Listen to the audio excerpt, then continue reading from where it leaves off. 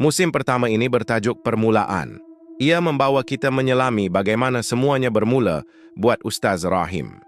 Sebagai seorang pendakwah muda yang baru bertugas di sebuah daerah kampung yang terpencil, Ustaz Rahim tidak menjangka bahawa perjalanan hidupnya akan berubah sepenuhnya selepas menerima satu permintaan mudah menyiasat sebuah surau lama yang sudah bertahun-tahun tidak digunakan. Tapi, siapa sangka, panggilan ke Surau Usang itu hanyalah permulaan kepada rentetan peristiwa mengerikan yang membuka tirai kepada antara dua dunia. Semua bermula dari satu malam yang sunyi di kampung kami. Masa tu, aku dan Pak Lah tengah bersiap untuk menunaikan solat isyak di masjid kecil dekat tengah kampung. Masjid tu memang dah lama, ada rasa tenang, tapi kadang-kadang ada benda pelik yang tak dapat dijelaskan. Tiba-tiba, aku dengar bunyi guli bergolek dalam tabung masjid yang selalu digunakan untuk derma.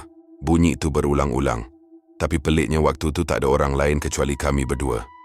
Pak Lah pun nampak pelik. Dia kata, "Ustaz, kau dengar tak bunyi tu?" Aku angguk. Dengar, macam guli jatuh kat lantai. Kami cuba tengok. Tapi tabung tu nampak biasa-biasa saja. Tak ada tanda guli atau duit yang jatuh. Malam tu rasa lain macam, hati aku mula risau tapi cuba tenangkan diri. Hari-hari lepas tu, bunyi guli dalam tabung tu selalu kedengaran. Tapi bila tengok, tak ada apa-apa. Aku cerita kat Siti, seorang jemaah muda yang selalu tolong uruskan masjid. Dia pula ada cerita pelik yang dia pernah dengar suara perempuan dalam masjid waktu tengah malam, tapi tak tahu dari mana asalnya. Macam mana boleh ada suara perempuan dalam masjid? Aku tanya. Dia geleng kepala. Aku pun tak pasti, Ustaz, tapi rasa seram sangat. Lama-kelamaan, penduduk kampung mula bimbang. Ada yang kata, mungkin ini petanda ada sesuatu yang tak kena dekat masjid kita. Aku tahu, benda ni bukan main-main. Sebagai seorang ustaz, aku rasa tanggungjawab nak selidik dan cari punca perkara pelik ni. Malam tu, aku dan Pak Lah buat ronda di masjid selepas isyak. Kami baca ayat-ayat Al-Quran sambil perhati keadaan sekitar. Tiba-tiba, bunyi guli bergolek. Lagi, kali ini lebih jelas, bunyi dentingan kecil yang berirama. Aku tegur Pak Lah. Kau rasa ada sesuatu nak bagi tahu kita? Pak Lah angguk. Mungkin ada roh yang tak tenang, Ustaz. Kami teruskan bacaan doa dan zikir. Tapi rasa seram makin menebal bila bayangan gelap muncul di sudut masjid. Bayangan itu seperti ada kepala dan tangan, tapi rupa tak jelas. Aku cuba ajak bayangan tu berdialog. Siapa awak? Kenapa ganggu masjid kita? Bayangan tu hilang sekelip mata.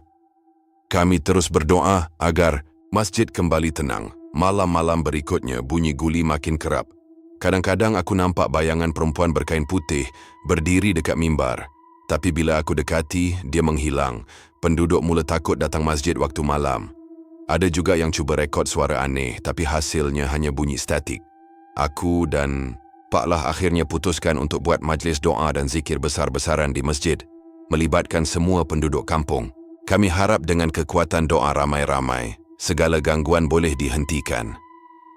Ketika majlis itu berlangsung, suasana jadi sangat hening. Angin malam bertiup perlahan, lilin dan kemenyan menyala, dan suara zikir memenuhi ruang masjid. Tiba-tiba, bunyi guli bergolek dengan kuat dalam tabung, diikuti suara tangisan perempuan yang menyayat hati. Aku terus membaca ayat-ayat perlindungan dengan penuh yakin.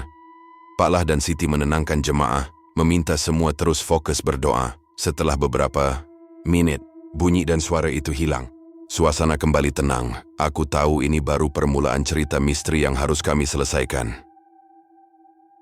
Esok pagi, suasana kampung masih dibayangi cerita malam tadi. Aku lepak di warung bersama Pak Lah dan Siti. Sembang-sembang pasal apa yang berlaku. Ramai penduduk mula takut nak masuk masjid waktu malam.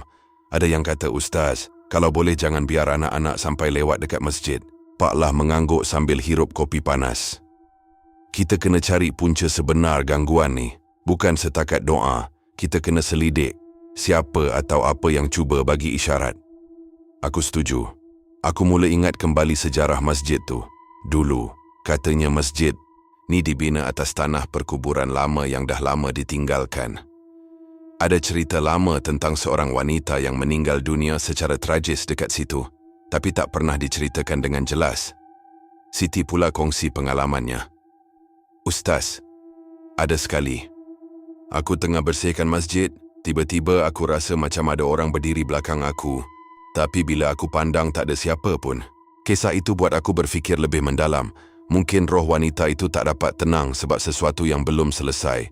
Malamnya aku dengan Pak Lah buat rondaan lagi. Kali ini kami bawa beberapa barang, tasbih, Al-Quran dan sedikit minyak wangi untuk diletakkan di sudut masjid. Siti pula bawa sebotol air zam-zam, katanya nak berkatkan masjid. Semasa kami berzikir, bunyi guli muncul lagi. Kali ini lebih dekat dengan kami, dari arah tabung derma.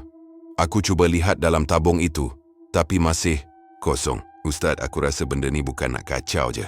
Mungkin dia cuba sampaikan sesuatu. Pak Lah bersuara perlahan. Aku cuba bercakap perlahan. Kalau betul awak ada masalah, cuba bagi tahu kami. Kami nak tolong. Sekali lagi bayangan samar perempuan berkain putih muncul di sudut masjid. Tapi, kali ini dia tidak hilang serta-merta. Dia pandang aku dengan mata penuh kesedihan. Kenapa? Aku bertanya dalam hati. Tiba-tiba, suara perempuan itu kedengaran lembut. Jangan biar saya sendiri. Kami semua terdiam. Hati aku bergetar. Ini bukan lagi gangguan biasa, tapi permintaan untuk dibantu. Aku tahu, cerita malam ini baru mula. Dan kami perlu bersiap sedia untuk hadapi apa saja yang menanti. Malam makin larut, suasana dalam masjid masih penuh dengan ketegangan. Aku, Pak Lah dan Siti duduk berdekatan tabung derma yang sejak beberapa malam lalu menjadi pusat segala gangguan. Kami bertiga saling berpandangan, cuba menguatkan semangat, walaupun hati masing-masing terasa berdebar. Bunyi guli yang biasa kedengaran malam tadi tiba-tiba muncul lagi. Kali ini lebih perlahan, seperti sedang bergolek menuju ke arah kami. Aku cuba pegang tabung tu, cuba cari lubang yang mungkin jadi punca bunyi, tapi tiada apa-apa yang boleh aku lihat. Tabung itu kosong. Kenapa kosong? Macam mana bunyi itu boleh keluar? Tanya Siti, sambil wajahnya berubah pucat. Pak Lah cuma menggeleng kepala. Ini bukan benda biasa. Mungkin ada roh yang nak berkomunikasi dengan kita. Aku cuba tenangkan diri dan berkata, kalau betul dia nak bercakap, kita kena dengar dan cuba fahami. Mungkin ada sesuatu yang dia nak sampaikan selama ini.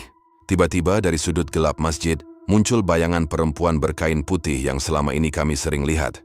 Kali ini dia kelihatan lebih nyata, dengan wajah yang separa jelas dan mata yang penuh duka. Dia melangkah perlahan ke arah kami, sambil membawa sebuah guli besar berwarna merah. Kenapa kau bawa guli itu? Aku bertanya. Cuba berani, walaupun rasa seram makin menebal. Dia hanya diam, kemudian meletakkan guli itu di atas lantai dengan perlahan. Bunyi guli itu bergolek perlahan sambil menimbulkan gema kecil dalam ruang masjid yang sunyi. Aku pegang guli itu dan tiba-tiba teringat sesuatu. Kisah lama yang pernah diceritakan oleh nenek aku tentang seorang budak perempuan yang hilang ketika bermain guli dekat kawasan masjid bertahun-tahun dulu. Mungkin ini ada kaitan? Siti mengangguk. Mungkin roh ini budak itu yang masih mencari sesuatu yang hilang. Pak Lah mengusulkan, kalau betul macam tu, kita kena buat sesuatu supaya dia dapat ketenangan. Mungkin kita perlu cari guli-guli lama yang hilang itu dan kembalikan padanya. Kami sepakat untuk menyiasat lagi keesokan harinya dan berharap dapat menyelesaikan misteri bunyi guli dalam tabung masjid ini. Aku rasa ini bukan sekadar gangguan biasa, tapi ada cerita besar yang tersembunyi di sebaliknya. Keesokan paginya, aku, Pak Lah dan Siti mula merancang langkah seterusnya. Kami tahu bahawa untuk membantu roh yang masih tergantung itu, kami perlu lebih daripada sekadar doa dan zikir. Kami perlu menyelami sejarah kampung ini, menggali cerita lama yang mungkin sudah dilupakan. Kami mula bertanya kepada orang-orang tua di kampung, terutama yang pernah tinggal lama di sekitar kawasan masjid. Pak Mat, seorang lelaki tua yang terkenal, dengan pengetahuannya tentang sejarah kampung, kami temui di warung kopi. Aku pun bertanya dengan penuh hormat, Pak Mat, ada tak cerita pasal budak perempuan yang hilang dekat kawasan masjid ni? Pak Mat menghela nafas panjang, wajahnya berubah serius. Ya, ada cerita lama. Masa aku kecil dulu, ada seorang budak perempuan bernama Aminah. yang selalu bermain guli dekat sekitar masjid. Suatu hari, dia hilang tiba-tiba. Orang kampung cari, sampai ke hutan tapi tak jumpa. Sejak itu ada yang kata bunyi guli boleh kedengaran waktu malam tapi ramai tak berani nak pergi tengok. Aku berkongsi cerita ini dengan Pak Lah dan Siti. Mungkin roh Aminah masih mencari guli-gulin dia. Mungkin dia tak boleh tenang sebab benda itu belum ditemukan. Kami seterusnya pergi ke rumah nenek Siti yang terletak tidak jauh dari masjid. Neneknya ada menyimpan koleksi mainan lama, termasuk guli-guli yang pernah dipakai oleh orang-orang kampung dulu. Kami harap dapat mencari guli yang sama dengan yang dibawa oleh roh perempuan itu. Siti membuka kotak kayu yang berdebu, satu persatu. Guli lama dikeluarkan dan diperiksa. Ini dia, sama macam yang aku tengok malam tadi, kata Siti sambil menunjukkan guli merah yang sedikit retak. Kami mengambil guli itu dan berjanji akan bawa ke masjid malam nanti untuk upacara kecil. Aku rasa campuran antara harapan dan ketakutan menyelubungi hati kami. Jika ini benar dapat menenangkan roh Aminah, mungkin segala gangguan akan berhenti. Malam itu, kami kembali ke masjid dengan guli yang sudah lama hilang itu. Siti duduk di tepi tabung derma sambil memegang guli merah itu. Manakala aku dan Pak Lah membaca doa dan ayat-ayat Al-Quran dengan penuh khusyuk. Tiba-tiba, bunyi guli bergolek lagi, tapi kali ini datang dari arah lain. Kami pandang ke sana dan nampak bayangan Aminah berdiri dengan senyum yang lemah, memandang kami dengan penuh rasa syukur. Terima kasih, bisiknya perlahan, sebelum dia perlahan-lahan hilang bersama angin malam. Sejak malam itu, bunyi guli dalam tabung masjid tidak pernah kedengaran lagi. Penduduk kampung mula datang ke masjid dengan rasa lebih tenang dan selesa. Tapi, aku tahu dunia antara dua dunia ini tidak pernah benar-benar selesai. Setiap kejadian ada sebab dan hikmah yang tersembunyi. Beberapa hari selepas malam penuh misteri itu, suasana di kampung kelihatan kembali tenang. Namun, aku tak dapat lupakan rasa ganjil yang masih menghantui fikiran. Walaupun bunyi guli sudah tiada, tapi ada sesuatu yang tak selesai. Suatu petang, aku pergi ke masjid untuk bersiap sedia solat asar. Masa aku masuk, rasa dingin luar biasa menyelubungi ruang masjid. Aku lihat sekeliling tiada sesiapa, tapi hati terasa tak tenang. Tiba-tiba aku dengar bunyi bisikan halus dekat mihrab. Aku cuba mendekat dan terdengar suara perempuan yang sangat lembut. Jangan lupa, aku masih di sini. Aku terkejut dan terpaku. Apa maksudnya? Aku cuba balas dengan bacaan ayat kursi, tapi suara itu makin kuat dan jelas. Tolong aku. Aku segera telefon Pak Lah dan Siti. Mereka juga pernah mengalami perkara serupa malam sebelum ini. Kami sepakat untuk berjumpa malam nanti di masjid. Malam itu ketiga-tiga kami berkumpul di dalam masjid. Suasana sepi dan gelap gelita. Kami berdoa dan berzikir bersama, cuba memanggil roh itu supaya muncul dan bercakap dengan kami. Tiba-tiba, bayangan Aminah muncul sekali lagi, tapi kali ini dia kelihatan lebih jelas, dengan wajah yang penuh kesedihan dan air mata yang mengalir. Dia berkata, "Mikaun, guli-guli itu hanya sebahagian dari cerita. Ada sesuatu yang lebih besar aku nak beritahu, tapi aku tak mampu seorang diri." Kami bertanya, "Apa yang kau nak sampaikan, Aminah?" Dia mengeluarkan suara perlahan. Di bawah masjid, ada sesuatu yang tersembunyi. Sesuatu yang perlu diangkat agar aku dan roh-roh lain dapat tenang. Aku dan Pak Lah saling pandang, terasa seperti beban berat baru yang harus kami pikul. Malam itu berakhir dengan perasaan lebih berat dari sebelumnya. Kami tahu, ini bukan sahaja tentang bunyi guli atau roh Aminah. Ada sesuatu yang lebih dalam dan misteri yang perlu kami bongkar. Keesokan hari selepas pertemuan malam tadi, aku, Pak Lah dan Siti sepakat untuk menyiasat lebih lanjut tentang apa yang dikatakan Aminah. Kami tahu ia bukan hanya kisah biasa. Ada sesuatu yang tersimpan di bawah masjid itu, sesuatu yang perlu kami bongkar. Kami mula mencari peta lama kampung di pejabat kampung dan pejabat agama. Di sana kami dapat salinan pelan masjid yang asalnya dibina berdekatan kawasan perkuburan lama. Tiba-tiba aku teringat Pak Lah pernah ceritakan tentang ruang bawah tanah yang selama ini tersembunyi dan tidak digunakan. Kalau benar ada ruang bawah tanah, mungkin di situ kita akan jumpa sesuatu, kata Pak Lah dengan nada serius. Malam itu, kami bertiga kembali ke masjid dengan membawa lampu suluh, alat pengorek kecil, dan sedikit persiapan lain. Kami berdoa agar dipermudahkan urusan. Kami mencari di sudut belakang masjid, di mana terdapat beberapa batu besar yang kelihatan aneh. Pak Lah cuba menggoyangkan batu itu dan, betul, rupanya batu itu boleh dialihkan dan terbuka sebuah lubang kecil yang gelap. Siti mengambil nafas panjang. Jom, kita masuk. Kami bertiga masuk ke ruang bawah tanah yang dingin dan lembab. Bau tanah basah dan kayu riput menyelubungi kami. Lampu suluh kami memancar ke sekeliling, memperlihatkan beberapa objek lama seperti bekas kayu usang dan kain-kain lusuh yang koyak. Tiba-tiba, aku terdengar bunyi seretan halus di sudut gelap. Aku halakan suluh ke arah itu dan terlihat sebuah tabung kecil yang penuh dengan guli-guli berwarna-warni. Di sampingnya ada kitab kecil berkulit lusuh. Aku membuka kitab itu perlahan-lahan. Tulisannya sudah pudar, tapi aku boleh baca beberapa perkataan, doa-doa lama dan ayat untuk menenangkan roh yang tersesat. Pak Lah mengangguk. Ini mungkin kunci untuk selesaikan masalah ni. Siti pula menambah, tapi kenapa benda ni disembunyikan? Bawah masjid, ada apa-apa rahsia di sebaliknya? Kami terus menyelidik sambil berdoa supaya roh-roh di situ mendapat ketenangan. Tiba-tiba udara di ruang bawah tanah berubah menjadi sangat sejuk dan suara tangisan halus kedengaran di sekeliling kami. Kami berpegangan tangan dan menutup mata cuba tenangkan diri. Ketika kami membuka mata, bayangan Aminah muncul lagi. Kali ini pada semuka beberapa roh lain yang wajah mereka tidak jelas. Aminah berkata, "Terima kasih kerana sudi dengar kami. Doa dan kitab ini yang akan membantu kami mencari kedamaian."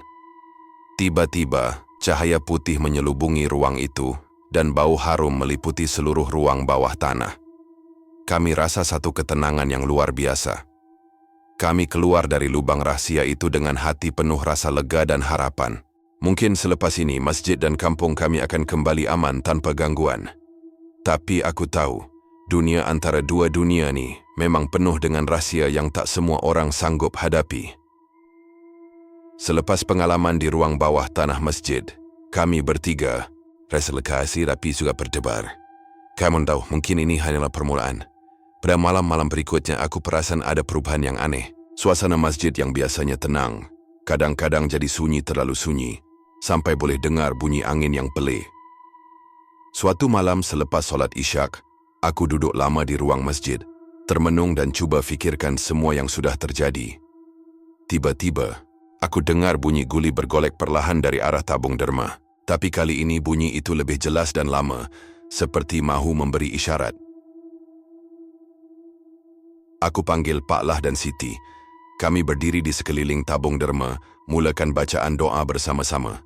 Bunyi guli semakin kuat, dan bayangan Aminah muncul dengan wajah cerah dan senyum manis. "Tolong kami berterima kasih," katanya lembut. "Tapi ada satu perkara lagi yang kami mau sampaikan," tambahnya. "Masjid ini dibina di atas tanah yang pernah menjadi tempat pertempuran lama, di mana roh-roh yang tidak tenang berkeliaran. Jangan risau. Dengan doa dan kitab yang kalian temui, kami akan perlahan-lahan hilang."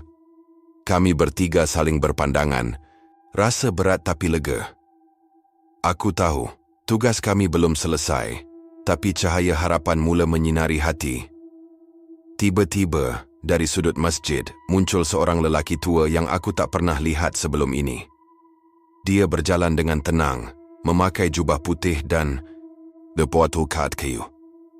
Dia berhenti dalam perintah dengan suara tenang. "Saya Ustaz Rahim dan saya datang untuk bantu kamu semua." Kehadiran Ustaz Rahim di malam itu bagaikan sinar baru dalam kegelapan yang kami alami. Dia bukan sahaja seorang ustaz biasa, tetapi juga seorang yang mempunyai kepekaan luar biasa terhadap alam gaib. "Dengar sini," ujar Ustaz Rahim dengan suara yang tenang tapi penuh kewibawaan. "Tempat ini memang ada banyak tenaga tak tenang yang masih terperangkap. Kita perlu buat satu majlis doa dan bacaan ayat suci secara berterusan untuk membersihkan kawasan ini." Aku, Pak Lah dan Siti rasa lega ada orang seperti beliau untuk membimbing kami. Kami segera aturkan masa untuk majlis itu malam esok dan aku pun ajak penduduk kampung yang lain supaya turut serta. Malam majlis tiba, suasana masjid penuh dengan cahaya pelita dan haruman minyak wangi. Ustaz Rahim memimpin doa dengan penuh penghayatan, sementara kami semua menyertai dengan hati ikhlas. Sepanjang doa berlangsung, bunyi-bunyi halus seperti guli bergolek mula kedengaran. Tapi kali ini, bunyi itu tidak menakutkan, malah seolah-olah mengiringi doa kami. Tiba-tiba, bayangan Aminah dan roh-roh lain muncul di depan kami. Mereka kelihatan lebih tenang. Wajah mereka bersinar dengan ketenangan yang tidak pernah aku lihat sebelum ini. "Terima kasih," kata Aminah lembut. "Doa, kalian memberi kami kekuatan untuk bergerak ke tempat yang lebih baik." Malam itu aku rasa sesuatu yang ajaib, seolah-olah dinding masjid dan tanah di bawahnya benar-benar dibersihkan dari segala gangguan. Selepas majlis itu, bunyi guli dalam tabung masjid tidak pernah kedengaran lagi. Penduduk kampung juga mula rasa aman dan selesa ketika beribadah. Namun, Ustaz Rahim berpesan, walaupun sekarang sudah tenang, kita mesti terus ingat dan jaga tempat ini dengan doa dan hati yang ikhlas. Aku tahu dunia antara dua dunia ini memang penuh dengan misteri yang kadang-kadang kita tak mampu nak faham sepenuhnya. Selepas majlis doa yang dipimpin Ustaz Rahim, suasana di kampung berubah secara perlahan. Masjid yang sebelum ini sering diselubungi misteri dan bunyi pelik kini terasa damai. Penduduk mula kembali ke masjid dengan penuh rasa hormat dan ketenangan. Namun, walaupun begitu, aku masih teringat akan kata-kata Ustaz Rahim yang meminta kami sentiasa menjaga hati dan tempat itu. Aku perhatikan, ada kalanya waktu senja apabila angin bertiup lembut, masih kedengaran bisikan halus seperti suara jauh yang tidak jelas. Suatu petang aku terserempak dengan seorang pakcik tua yang duduk bersembang dengan beberapa penduduk lain. Pakcik itu kelihatan agak serius dan berkata, "Dulu masa saya muda memang ada kisah lama yang disimpan orang kampung ni." Katanya, bukan hanya roh-roh yang terperangkap, tapi ada satu makhluk yang selalu mengawasi. Aku jadi tertarik dan terus mendekat. Pakcik itu menceritakan tentang satu entiti yang digelar penjaga senja. Makhluk yang dipercaya menjaga batas antara dunia nyata dan dunia roh. Kalau ada orang yang cuba buat perkara jahat atau ganggu ketenangan roh, penjaga senja ini akan tunjukkan dirinya. Tapi jangan risau, selama ni penjaga tu cuma nak jaga keamanan, katanya. Mendengar cerita itu aku rasa seram tapi juga ingin tahu lebih lanjut. Apa kaitannya dengan kejadian di masjid? Adakah penjaga senja itu yang menyebabkan bunyi, guli dan gangguan sebelum ini? Malamnya aku cuba berdiam diri dan duduk di luar rumah, menunggu waktu senja. Angin bertiup sepoi-sepoi bahasa, dan tiba-tiba aku terlihat bayangan hitam yang perlahan-lahan muncul di tepi jalan. Bayangan itu seperti berdiri tegak, namun wajahnya kabur dan tidak jelas. Aku terkaku tapi cuba tenangkan diri. Aku berbisik dalam hati, kalau itu penjaga senja, aku mohon jaga kami dengan baik. Bayangan itu seakan mengangguk perlahan dan menghilang bersama angin malam. Aku sedar dunia antara dua dunia ini bukan sekadar cerita kosong. Ia ada kehidupan dan peraturan tersendiri. Dan aku serta penduduk kampung perlu terus belajar dan hormatinya. Hari-hari selepas penampakan bayangan penjaga senja, aku mula merasakan sesuatu yang ganjil pada diri aku sendiri. Kadang-kadang, aku terdengar bisikan lembut, bukan di telinga tapi di dalam hati, seolah-olah ada suara yang mahu berkomunikasi, tapi sukar difahami. Aku kongsi cerita ini dengan Pak La dan Siti. Mereka juga pernah rasa perkara sama, tapi tak berani nak cerita awal sebab takut orang kata gila. Kami sepakat untuk meminta panduan dari Ustaz Rahim. Ketika kami bertemu, Ustaz Rahim berkata, kadang-kadang apabila manusia dekat sangat dengan alam ghaib, ada tanda-tanda yang muncul. Tapi jangan takut, itu bukan gangguan, tapi peluang untuk kita lebih dekat dengan Yang Maha Esa dan memahami hikmah tersembunyi. Dia ajar kami satu doa dan wirid untuk dilafazkan setiap pagi dan petang, supaya hati dan fikiran sentiasa dilindungi dari gangguan jahat. Namun, suatu malam ketika aku sedang berwirid di dalam bilik, aku terasa sejuk yang luar biasa. Lampu di rumah tiba-tiba berkelip-kelip dan dari sudut gelap muncul sosok kecil seorang budak tanpa wajah yang pernah aku dengar cerita dari kampung sebelah. Dia berdiri di hujung bilik tapi bukan untuk menakut-nakutkan. Sebaliknya dia menghulurkan tangan seolah mahu minta tolong. Aku terdiam. Hati aku penuh rasa kasihan. Aku ucapkan doa dengan kuat dan merendah diri, memohon agar budak itu ditempatkan di tempat yang aman. Tiba-tiba sosok itu hilang, dan suasana menjadi tenang seperti sebelum-sebelum. Ini, aku sedar, setiap kejadian pelik itu ada maksud dan pelajaran yang tersirat. Dunia antara dua dunia memang penuh misteri, tapi juga penuh dengan rahmat jika kita mau belajar dan menghormatinya. Sejak hari itu, aku dan penduduk kampung terus menjaga masjid dan kawasan sekitar dengan doa, hormat, dan penuh kesedaran bahawa kita hidup bukan sahaja di dunia nyata, tapi juga di dunia yang lain, yang penuh dengan cerita seram dan keajaiban. Alhamdulillah, terima kasih sangat sebab korang dah luangkan masa ikut cerita Ustaz Rahim dan kisah-kisah seram sepanjang musim pertama ni. Memang bukan cerita biasa. Ada yang pelik, ada yang menakutkan, tapi semua tu sebenarnya sebahagian daripada dunia yang kita tak nampak, antara dua dunia yang kadang-kadang bersentuhan. Kalau korang rasa terkejut, seram atau ada pengalaman sendiri yang nak dikongsi, jangan lupa tulis dekat komen. Kita boleh bincang sama-sama. Dan kalau korang nak sambung cerita ni, tunggu musim kedua nanti. Janji lebih misteri, lebih mendebarkan, dan tentunya lebih banyak rahsia dunia lain yang bakal terbongkar. Jangan lupa tekan like, subscribe dan share supaya kawan-kawan lain pun boleh ikut sama cerita seram Ustaz Rahim ni. Jumpa lagi dalam episod seterusnya. InsyaAllah kita selami lagi dunia antara dua dunia. Assalamualaikum dan selamat malam. Hati-hati jaga diri korang semua.